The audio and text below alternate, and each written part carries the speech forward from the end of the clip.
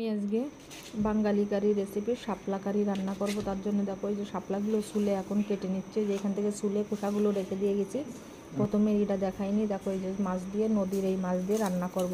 প্রথমে লবণ হলুদ দিয়ে মাছটাকে ভেজে নেবো, লবণ হলুদ মেখে এই মাছটা লাল লাল করে ভেজে নিয়ে এখন তুলে নিচ্ছি। তুলে নিয়ে দিয়ে দেবো রাঁধুনি, জিরে আর তেজপাতা আর রসুন ফোড়ন দিয়ে একটু নাড়াচাড়া করে বেশি জাল হলে ভালো লাগে না, কাঁচা লঙ্কা চিরা দিয়ে এখন দিয়ে দেবো শাপলাগুলো ঢেলে, শাপলাগুলো দিয়ে একটু লবণ হলুদ দিয়ে নাড়িয়ে প্রথমে একটু নাড়াচাড়া করে দিয়ে একটু লবণ হলুদ দিয়ে দেবো, লবণ হলুদ দিয়ে নাড়াচাড়া করে জলটা যখন একটু মেপে আসবে তখনই জল ঢেলে দেবো। জল ঢেলে দিয়ে জাল হতে গেলে মাছ দিয়ে ঢাকা দিয়ে দেবো। ঢাকা দিয়ে ভালো করে জাল হয়ে গেলে নামিয়ে নেবো। গরম গরম ভাতের সাথে শাপলা খাবো, খুব সুন্দর লাগে। আর এদিকে মেথি শাক দিয়ে বেগুন ভাজা করে নিচ্ছে। যে আমার রান্না কমপ্লিট হয়ে গেছে। দেখো বন্ধুরা কেমন হয়েছে